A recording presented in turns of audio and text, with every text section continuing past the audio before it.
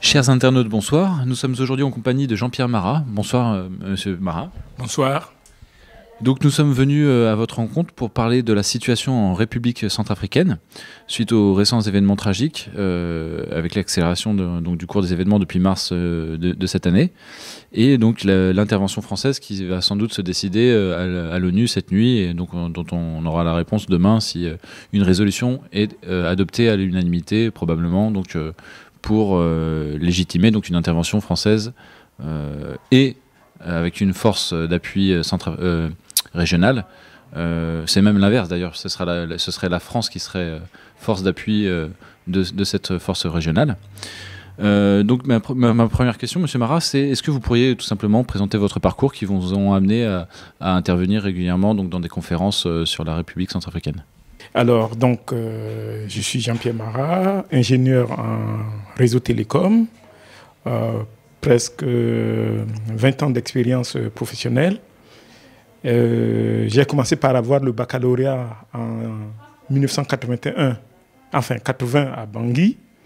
J'ai fait le lycée technique et je suis parti en Allemagne. J'ai étudié donc l'électrotechnique en Allemagne. Je suis devenu ingénieur en télécommunications.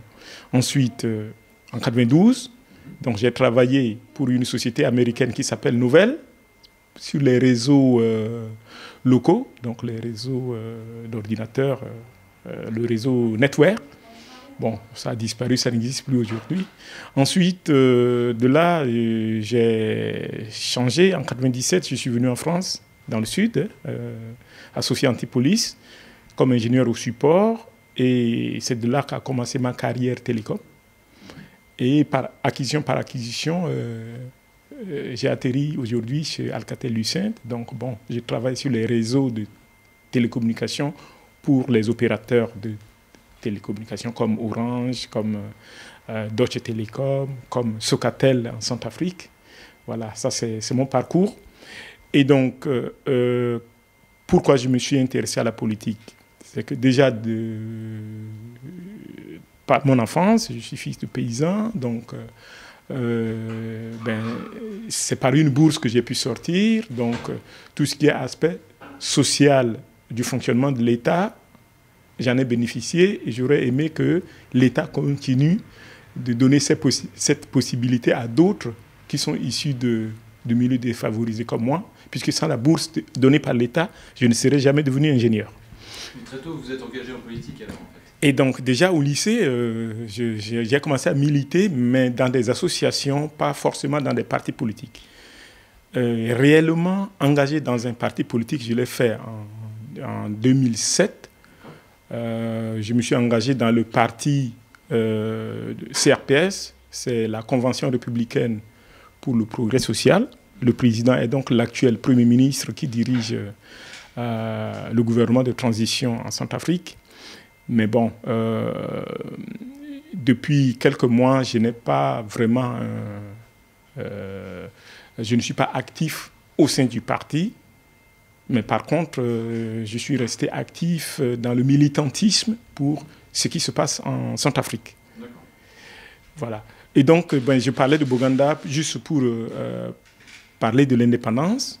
Donc, c'est lui qui a amené le pays à l'indépendance. Bon, après lui, il y a eu d'autres présidents, dont Bokassa, qui s'est sacré empereur. Donc, pour les jeunes, peut-être, ça ne dit pas grand-chose, mais bon, il s'est fait couronner empereur en Centrafrique sur le modèle de Napoléon. Donc, pour ceux qui connaissent l'histoire de Napoléon, ils peuvent un peu s'imaginer. Et en 1979, donc quand moi j'étais au lycée, nous sommes descendus dans la rue parce que Bokassa a imposé les tenues scolaires. Et des gens comme moi, fils de paysans, ne pouvaient pas se payer des tenues. Donc nous sommes descendus dans la rue pour protester contre ça. Il y a eu des coups, il y a eu des coups de feu, il y a eu des élèves de tués. Et Amnesty International France, à l'époque, a soulevé le problème. Ça a abouti à ce que Bokassa soit déchu. Et comment l'armée française est intervenue dans une opération qu'on appelait Barracuda à l'époque pour déposer Bokassa et amener celui que lui, il avait déposé, qui s'appelait David Dacko. Alors, jusqu'à cette époque, il y avait une armée nationale en RCA. Et au départ de Bokassa, enfin, quand il s'est couronné empereur, il a transformé l'armée nationale en sécurité présidentielle. Et depuis lors, il n'y a plus d'armée comme telle. Il n'y a que des sécurités présidentielles. Donc, chaque fois qu'il y a un coup d'État, ben, la sécurité présidentielle disparaît et le prochain président qui arrive crée sa sécurité présidentielle. Bon, ça a son importance parce que c'est pour juste comprendre pourquoi il n'y a pas d'armée en République centrafricaine. Voilà. Donc effectivement, ça a son importance puisque l'indépendance d'un pays, comme on le disait en préparant cet entretien, ça se jauge pour un pays à 3 niveaux. Donc être capable d'émettre sa propre monnaie, avoir sa propre armée qui puisse permettre de se défendre face à des invasions de bandes armées étrangères, et puis faire ses propres lois. Donc même si la Centrafrique fait ses propres lois, elle n'a pas sa propre monnaie puisque c'est le franc CFA qui accourt en République centrafricaine.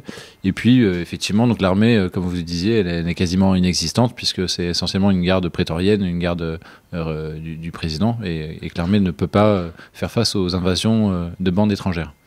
Donc, qu'est-ce qui a amené on va parler maintenant plutôt de l'époque actuelle. Qu'est-ce qui a amené aux troubles actuels et est-ce que vous pouvez expliquer un petit peu, M. Bozizé, d'où est-ce qu'il vient et qu'est-ce qu'il a fait pendant qu'il était président? Alors, donc, comme on disait tout à l'heure, c'est un pays qui est indépendant sur le papier puisqu'il n'y a pas de monnaie et avec la construction de la sécurité présidentielle, il n'y a pas d'armée. Donc, chaque président qui arrive reproduit ce même principe. Donc, Bokassa l'a fait. Quand Bokassa a été déposé, Dacko est arrivé. Il voulait mettre un système, introduire la démocratie. Bon, ça n'a pas marché. Parce que, est-ce que c'est parce que le peuple n'était pas prêt pour la démocratie? C'est difficile à dire aujourd'hui. Toujours est-il qu'il a organisé des élections et celui qui avait perdu les élections s'est lancé dans une campagne de déstabilisation. Et Dacko, qui était un civil, a eu peur et a remis le pouvoir au chef d'état-major de l'époque, qui s'appelle Kolingba. Et Kolingba a bien commencé et ensuite, il a commencé à mettre ses parents, donc ce qu'on entend par le clanisme, le tribalisme, c'est-à-dire que chaque président essaie de mettre des gens de son ethnie à des postes clés pour être sûr de rester le plus longtemps possible au pouvoir. Donc en 80, il y a eu une conférence à la Baule ici en France où Mitterrand a dit « Maintenant les États africains qui n'introduisent pas la démocratie, la France ne coopérerait plus avec eux et ne les soutiendrait plus financièrement. » Pourquoi les soutenir financièrement? Parce qu'on n'a pas de monnaie, donc il y a une monnaie qui s'appelle CFA, qui est contrôlée par le Trésor français. Donc pour ceux qui se demandent où est l'intérêt des relations avec l'Afrique, c'est à travers cette monnaie. Voilà, donc Mitterrand impose d'organiser des élections. Donc c'est la première fois qu'on va organiser des élections en Centrafrique. Ange Félix Patassé va gagner ces élections. Malheureusement, lui aussi, il va se créer une armée sécurité présidentielle.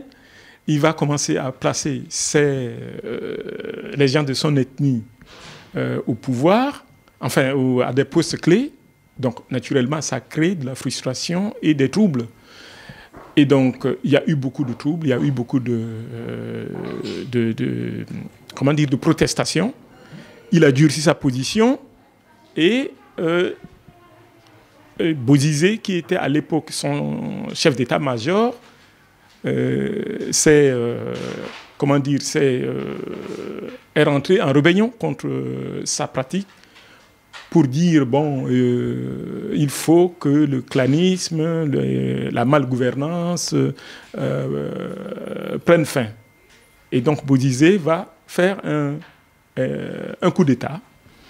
Et donc, il était soutenu par les intellectuels et la plupart, enfin une grande majorité de la population, parce que tout le monde voulait le départ de Patassé, qui n'était pas démocrate et qui de surcroît exerçait déjà la malgouvernance. Tout lui appartenait.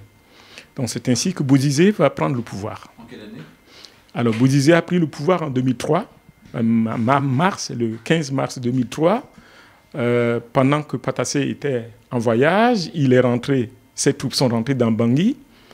Et il faut remarquer il faut noter que pendant la rébellion, il était au Tchad. Donc il a été soutenu par Déby pour rentrer à Bangui. À l'époque, il y avait aussi l'armée française en République centrafricaine. Alors l'histoire de la présence de l'armée française en République centrafricaine, pour que les jeunes comprennent aussi, c'est qu'à l'époque, il y avait pas un contrat, mais une convention entre la France et la République centrafricaine pour que les troupes françaises soient formées au combat en milieu ou en terrain africain à la base de Boire. La base de Boire, c'est le centre où la plupart des officiers centrafricains étaient formés. Et donc, l'armée française était là quand Bozizé est rentré. Mais eux, ils n'ont pas empêché Bozizé de rentrer. Bon, je ne suis pas en mesure de dire est-ce qu'eux, ils voulaient aussi le départ de Patassé. Toujours est-il que Patassé avait des positions qui étaient antagonistes aux intérêts que la France développait à l'époque, c'est-à-dire avoir une base militaire en Centrafrique. Donc, naturellement, la France ne voyait pas d'un bon œil sa présence. Donc, ils l'ont laissé être chassé par Bozizé. Bozizé arrive au pouvoir. À l'époque, tous les pays occidentaux condamnaient les coups d'État. Mais comme le coup d'État était soutenu par des intellectuels et la classe politique, presque par tout le monde, bon, les Occidentaux ont dit, bon d'accord, puisque ils approuvent le coup d'État, ben, on va soutenir Bozizé. Donc c'est comme ça que Bozizé est arrivé. Dans un premier temps, il a dit qu'il venait juste chasser celui qui ne sait pas pratiquer la démocratie pour restaurer la démocratie. Mais une fois au pouvoir, lui aussi a créé sa sécurité présidentielle. Il a fait même pire que Patassé parce que il a organisé une première élection. Donc comme général, il avait dit « je ne resterai pas au pouvoir ». Mais dès qu'il a goûté au pouvoir, il a oublié sa parole d'officier. Donc il s'est quand même présenté candidat. Il a gagné la première élection. Et la deuxième élection, c'était en 2011. Et là, c'était le pire, puisque à la deuxième élection, il s'est organisé pour que lui, ses enfants, sa femme, sa maîtresse, ses cousins, en fait, il y avait au moins 12 personnes de sa famille directe élues à l'Assemblée nationale. Il s'est organisé pour que tous les partis politiques, et il y en a 53 en République centrafricaine, que tous les partis politiques ne soient pas représentés à l'Assemblée nationale. Donc, il y avait son parti qui s'appelle le Kwanakwa à l'Assemblée nationale, plus quelques indépendants qui n'étaient d'autres que des gens soutenus par Bozizé. Alors, il se trouve qu'à l'époque, la France, sous Sarkozy, avait une position pas trop claire sur les relations France-Afrique. Puisque quand Sarkozy a pris le pouvoir, il avait déclaré qu'il voulait mettre fin à la France-Afrique, c'est-à-dire cette relation particulière entre la France et l'Afrique, particulièrement gérée par le groupe des francs-maçons. Alors je note ici que la plupart des présidents africains, enfin presque la quasi-totalité des présidents africains francophones, donc de l'ancienne colonie, des anciennes colonies françaises, sont francs-maçons.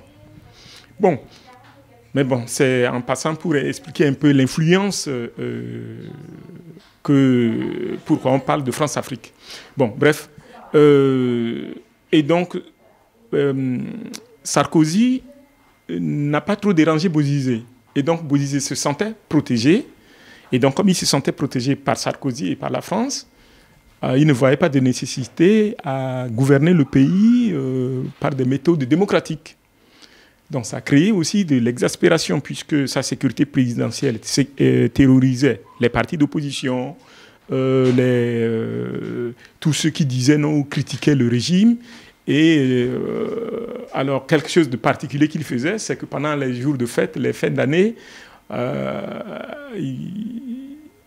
il mettait de l'argent dans son véhicule, dans sa 4x4, des billets de coupe de 500 CFA, 1 euro et quelques, et il jetait par la fenêtre pour montrer aux gens que bon, il est généreux, alors que il n'y a pas d'eau potable dans les villes, les routes se dégradent, les hôpitaux n'ont pas de médicaments et l'armée n'est pas équipée. Enfin, sa sécurité présidentielle était équipée, mais pas l'armée nationale. Donc, la gendarmerie,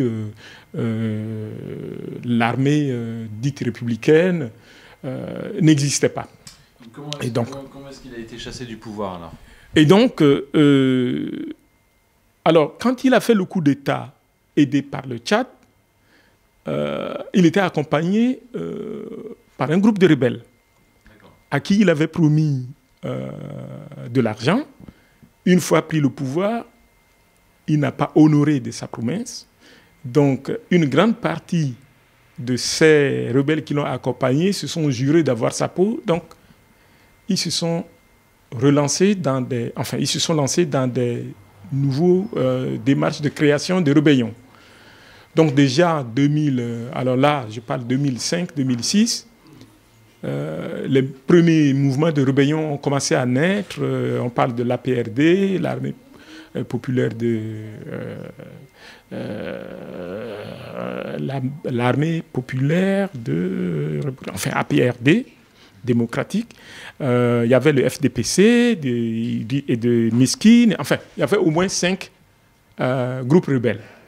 Et à ces groupes rebelles vont s'ajouter une rébellion tchadienne dirigée par Babalade et une autre rébellion de la LRA à l'Est dirigée par Kony. Donc, la République centrafricaine a commencé à connaître une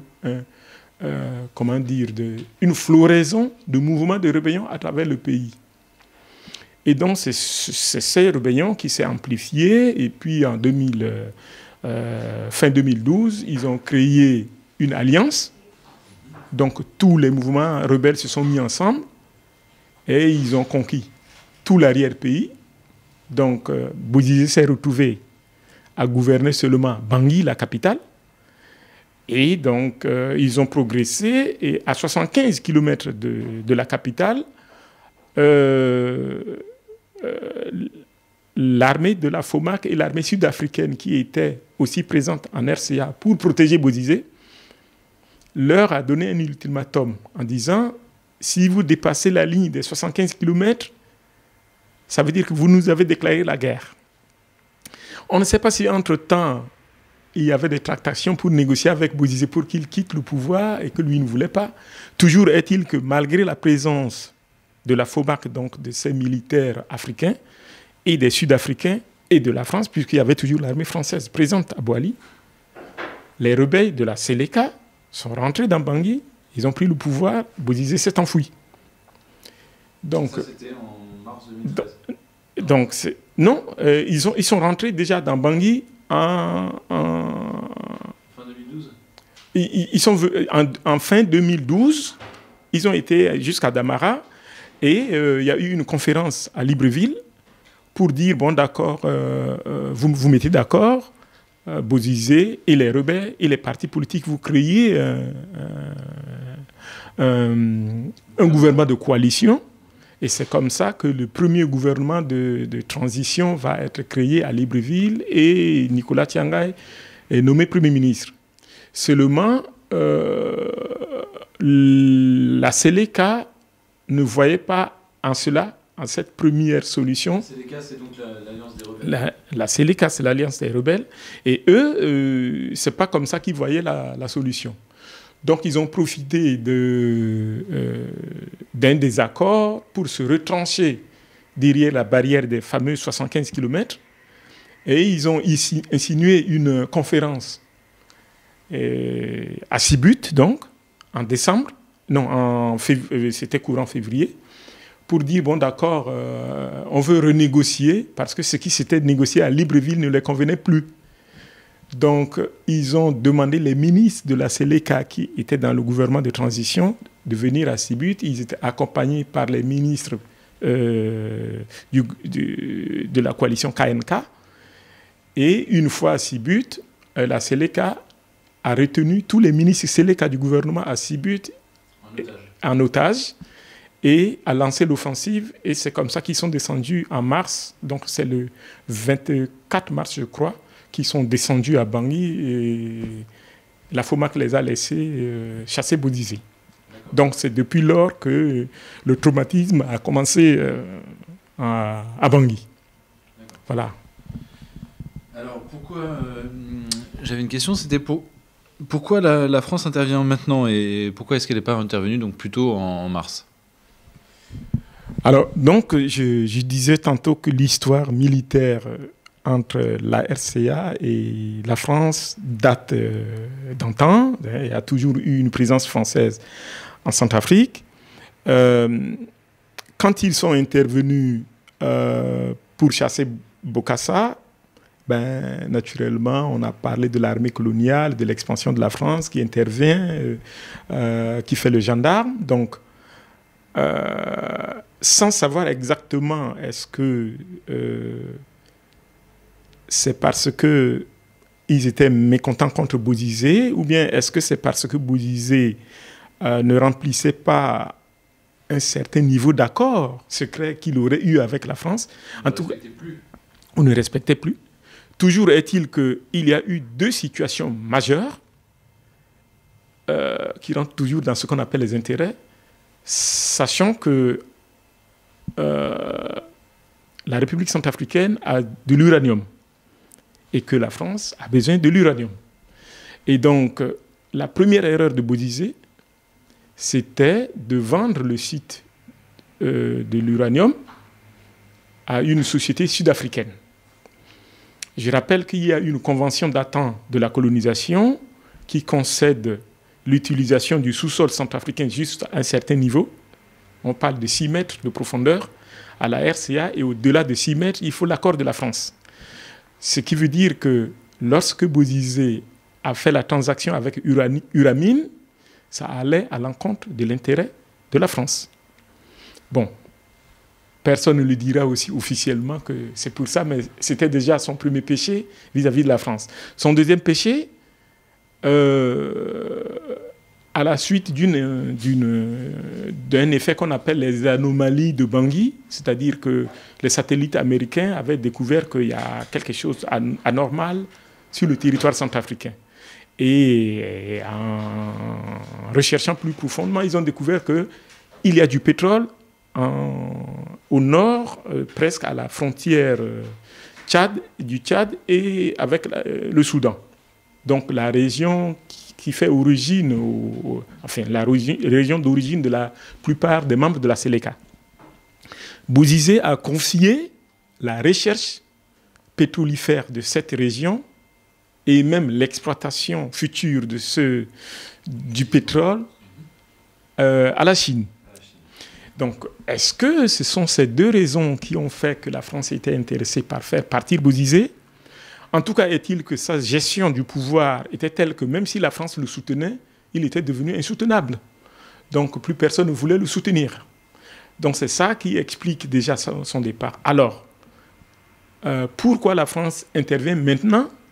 C'est parce que je pense qu'au début, la France pensait que, les Centrafricains eux-mêmes sauront trouver une solution pour régler le problème à travers des accords ou bien en faisant des gouvernements nationaux, enfin d'union nationale. toujours est-il que, vu du point de vue centrafricain, on sait que la plupart des hommes politiques sont des gens qui sont placés, du moins s'ils sont issus, comme je disais tantôt, de la franc-maçonnerie, donc soutenus par des hommes ici en France. Donc on pense, il est clair qu'il est de la responsabilité de la France ce qui se passe. Donc c'est normal que si la France laisse se dégrader, c'est-à-dire les meurtres, les viols, les tueries, les assassinats qui ont lieu depuis mars 2013 jusqu'à aujourd'hui, si ça se perpétue, la France serait d'une façon ou d'une manière ou d'une autre complice, puisqu'elle n'est pas étrangère à... Elle était là quand la Séléka est rentrée. Donc, il y a cet aspect, mais il y a aussi l'autre aspect qui est que moi, par exemple, ou d'autres jeunes qui ne voyaient aucune issue, on ne voit pas comment on pouvait combattre la Séléka. Et l'armée africaine qui est présente en Centrafrique à travers la FOMAC n'arrive pas à contenir les assassinats de la Séléka. Donc, on a commencé à faire du lobbying, à faire des marches, à faire le siège du Quai d'Orsay, de quelques institutions ici en France, pour rendre visible ce qui se passe en RCA. Donc, aucun pays ne peut rester insensible lorsque tous les jours, on leur présente, voilà, il y a des meurtres chez nous et on est incapable de résoudre le problème. Donc, je crois que c'est toutes ces raisons réunies qui poussent à une intervention française que moi, personnellement, je salue, puisque dans l'immédiat, c'est comme si on est en train de se noyer et que le monde nous regarde se noyer. Donc, c'est bien que la France intervienne. Maintenant, la question qui se pose, c'est qu'est-ce qui va se passer après? Bon, je pense qu'on reviendra sur cet aspect. J'allais y venir, puisque donc, comme je le disais en introduction, donc cette nuit se vote à l'ONU, donc probablement donc la résolution qui va permettre à la France d'intervenir. Donc est-ce que cette forme d'intervention, pour vous, d'après vous, est la bonne?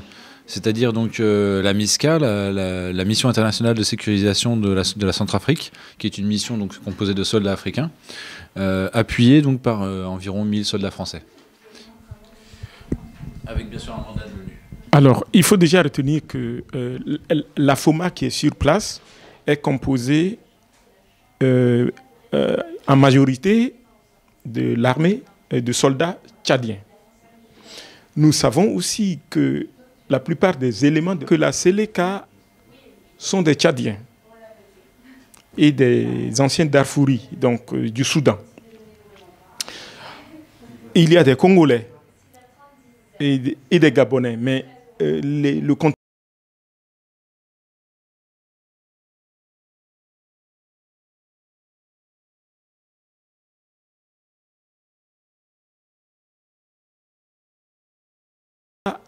commet des actes de barbarie, c'est-à-dire un assassinat ou bien des enlèvements, puisque ils détruisent, j'ai oublié de dire que la Séléka en rentrant détruisait des infrastructures, l'administration, les mairies, faisaient disparaître des actes de naissance. Bon, on pense que ce n'est pas à dessein, il y a un plan derrière.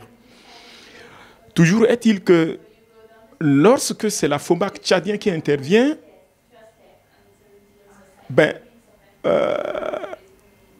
la Séléka ne rend pas compte, c'est-à-dire qu'on ne punit pas, on n'arrête pas, on ne désarme pas. Donc ils continuent parce qu'ils se sentent un peu protégés par la FOMAC qui est en majorité composée de Tchadiens. Alors, dans un premier temps, le gouvernement de transition a pensé qu'ils peuvent peut-être atténuer ce problème en faisant intervenir un peu plus des armées africaines. Donc, ils ont lancé un appel à la CEAC, c'est-à-dire les pays tous les pays de la sous-région, puisque la FOMAC, c'est juste les pays de l'ancienne... Oui. Oui, et en fait, ils souhaiteraient réunir 6 à 9 000 hommes, c'est ça, si j'ai bien compris. Voilà. Et donc, avec un appui de 1000 soldats français, pour l'instant, ils n'auraient réuni que 2500 à 3000 soldats, je crois. Alors, donc, l'armée, la FOMAC, je n'ai pas exactement le nombre en tête, mais initialement, il devait être au total 3000. Toujours est-il qu'il n'y avait que 1000 et quelques, composés essentiellement de Tchadiens. Donc, quand le gouvernement de transition a demandé que ce nombre soit augmenté, ils se sont adressés aux pays de la sous-région. Seulement, les pays de la sous-région n'ont pas répondu. Donc, la situation a continué à se dégrader. Et donc, aujourd'hui,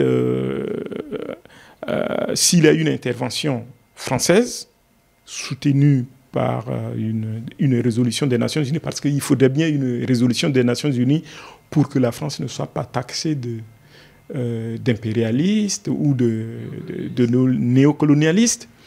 Bon, mais aussi, c'est parce que, comme les Africains ne réagissent pas, la France n'a pas de choix, puisque vous aurez compris que je parlais des intérêts tout à l'heure. On a quelques minerais ou bien quelques ressources minières qui intéressent la France.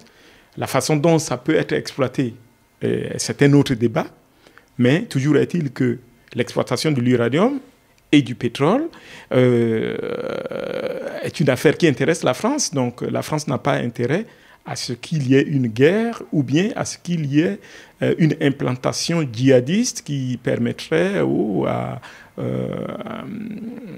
pays qui prônent la propagation de l'islam de s'installer.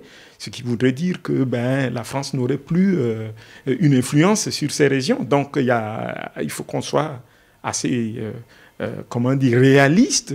La France n'a qu'intérêt à intervenir. Et ce serait bien si elle intervient soutenue par une résolution des Nations Unies. Okay. Alors, j'ai une dernière question. Quelle piste de solution vous entrevoyez pour la sortie de crise, tout simplement?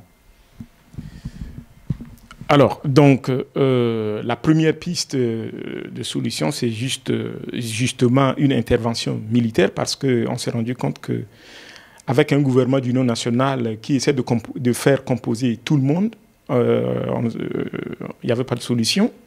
Donc la première solution, c'est l'intervention.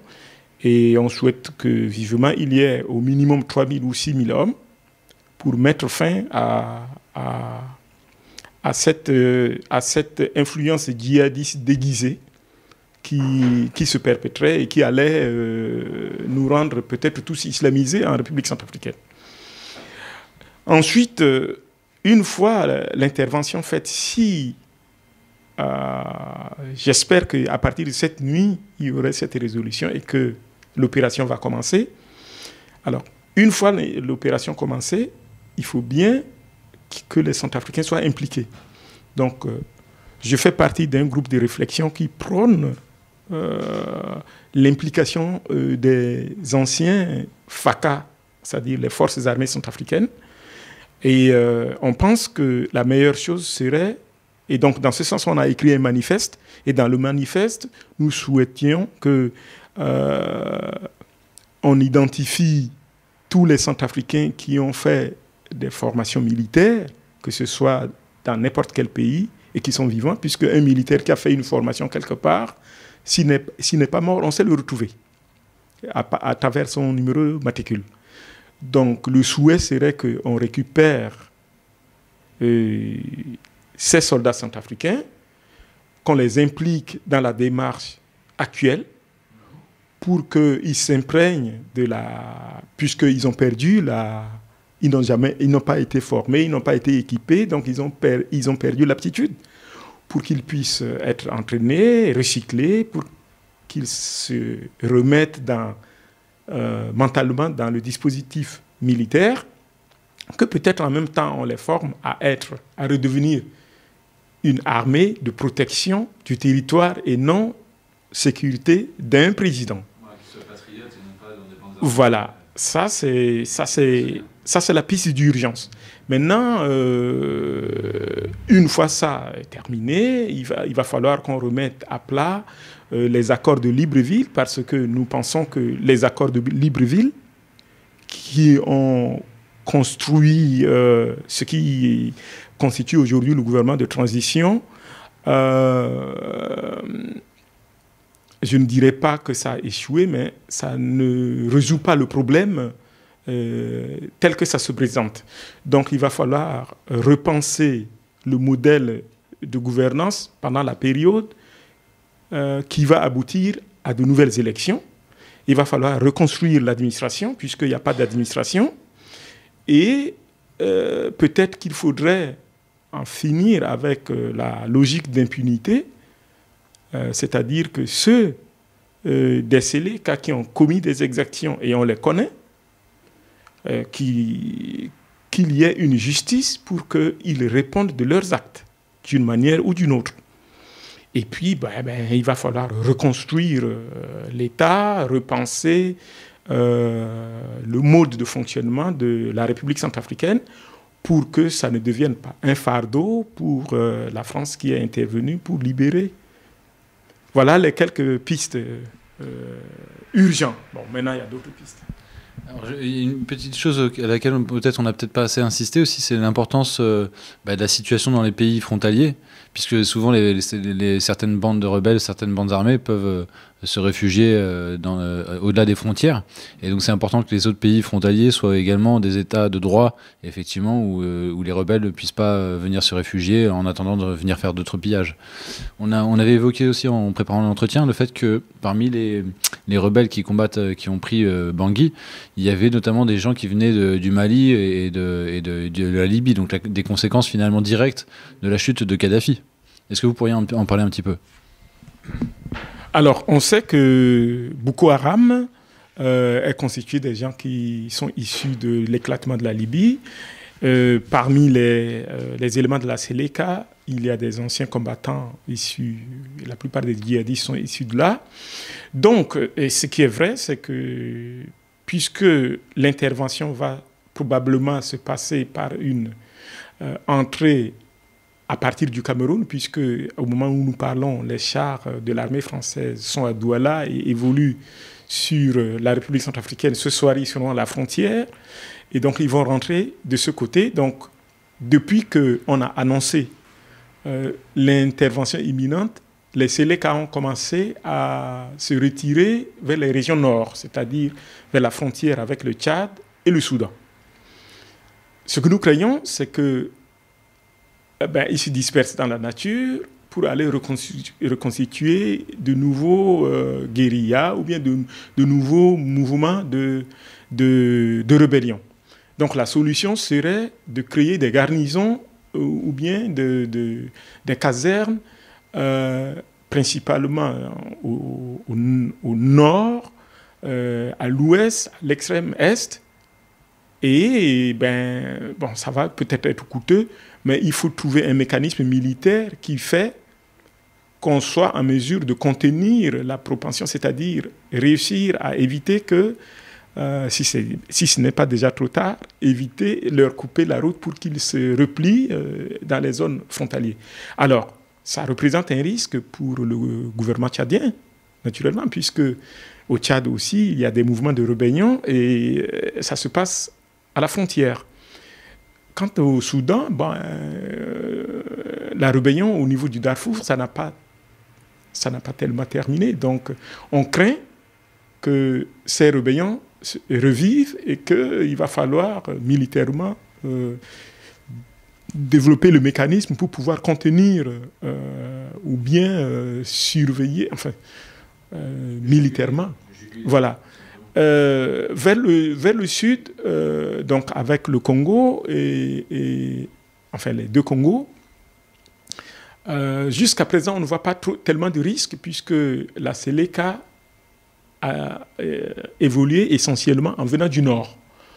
Bon, est-ce qu'ils vont se replier vers le sud? On ne sait pas.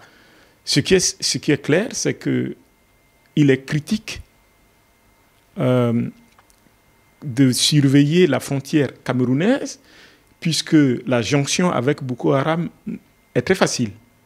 Donc il va falloir aussi créer un tampon ou bien une zone de haute surveillance en ces régions. D'ailleurs, l'enlèvement des prêtres ces derniers temps à la frontière camerounaise, enfin, ça s'est passé entre le Cameroun et la République centrafricaine, n'est pas innocente ou bien n'est pas étrangère à ce que nous sommes en train de dire.